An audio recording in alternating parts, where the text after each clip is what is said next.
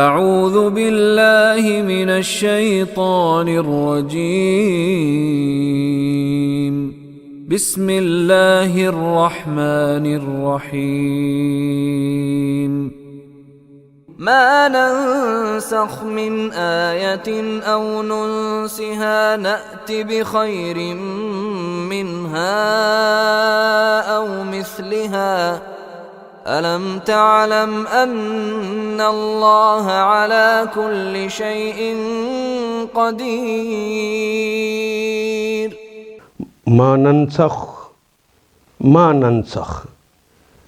نسخ ینسخ ما نہیں، نسخ اس نے نسخ کیا، منسوخ کیا، ینسخ وہ منسوخ کرتا ہے یا کرے گا، اور تنسخ تم کرتے ہو یا کرو گے، اور ننسخ ہم منسوخ کرتے ہیں یا کریں گے۔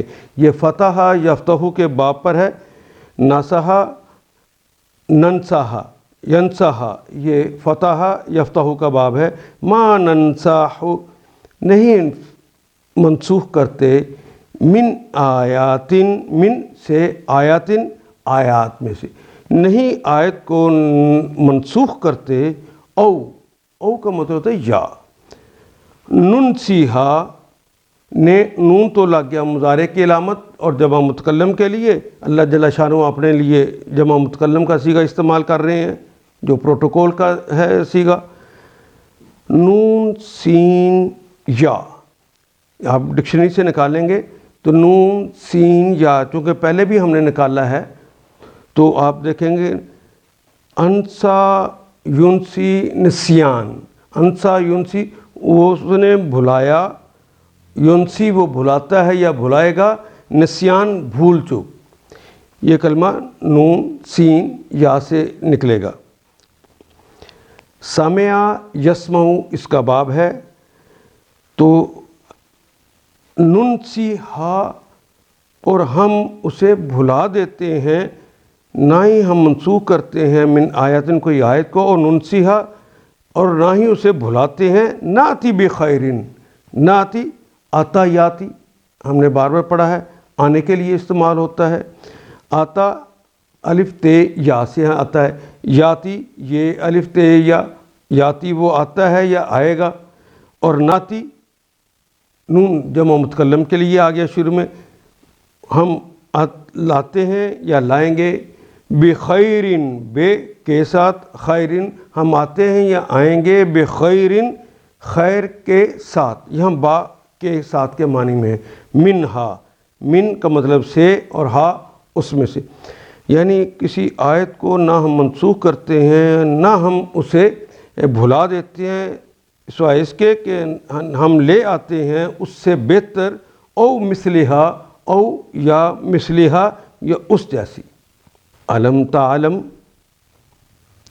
ہم اپنی جس آیت کو منسوخ کر دیتے ہیں، ما ننسخ من آیاتن ہم جس کسی بھی آیت کو منسوخ کر دیتے ہیں، اور ننسیہا یا اس آیت کو ہم بھلا دیتے ہیں، ناتی بخیر منہا تو ہم اس کی جگہ پر اس سے اچھی لے آتے ہیں، بہتر لے آتے ہیں، او مثلہا کم از کم پھر اس جیسی ہی لے آتے ہیں۔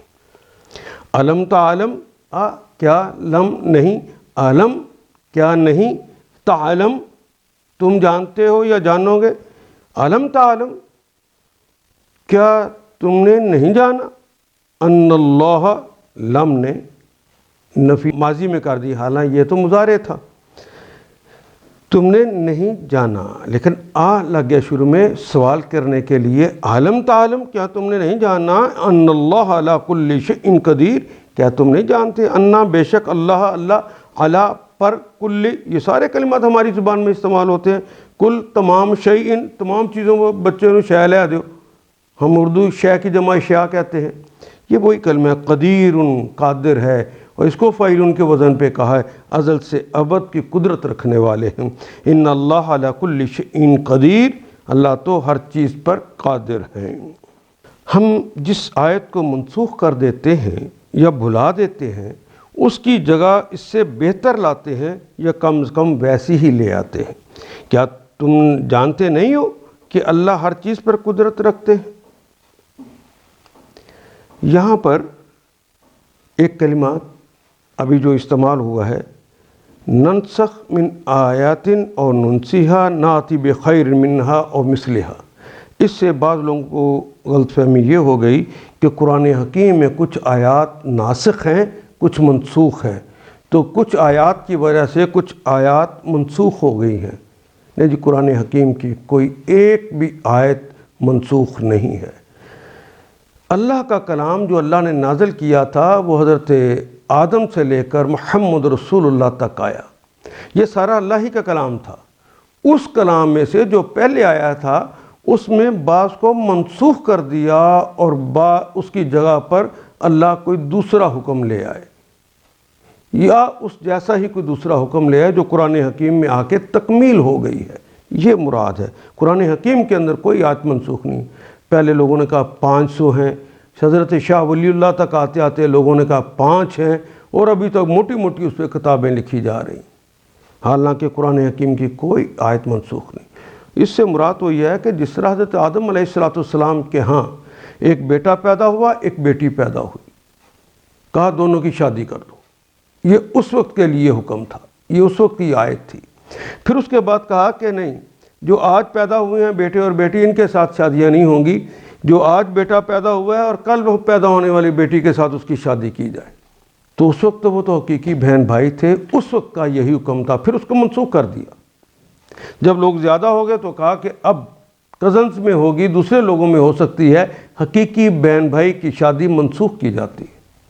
پھر اس وقت شادیاں ہوتی تھیں، اگلی شریعت آئی تو اس کے اندر 2 بہنیں کٹھی ایک وقت میں شادی ہو گئی۔ حضرت یعقوب کی دونوں بیویاں حقیقی بہنیں تھیں، جائز تھا اس وقت۔ پھر شریعت نہیں آئی تو کہا کہ اس کو بھی منسوخ کر دو۔ یہ ہے ناتی بخیر منہا، یہ اس لیے خیر ہے کہ 2 بہنیں محبت کا آپس میں تعلق ہے، لیکن جب سوتن بن جاتی ہیں تو ان میں وہ محبت بھسم ہو جاتی ہے، ختم ہو جاتی ہے۔ تو بہتر ہے کہ ان کو بیویاں نہ بنایا جائے ایک ہی شوہر کی، الگ الگ سے ان کی شادیاں ہو جائیں تاکہ یہ محبت ختم نہ ہو۔ پھر اس کے بعد محمد رسول اللہ کے آخری زمانے میں یہ بھی کر دیا گیا کہ پھپھو اور بھتیجی، خالہ اور بھانجی، یہ بھی محبتوں کے رشتے ہیں۔ کہیں ایسا نہ ہو کہ یہ محبتوں کے رشتے سوتن بننے کی وجہ سے ختم ہو جائیں، برباد ہو جائیں، ان میں آگ لگ جائے، حسد پیدا ہو جائے، تو اس کو بھی ختم کر دیا گیا کہ آج کے بعد پھپھو اور بھتیجی، خالہ اور بھانجی ایک شوہر کے تحت نہیں رہ سکتی، یہ بھی الگ۔ یہ ہے اس سے اچھی لے آتے ہیں یا ویسی ہی لے آتے ہیں۔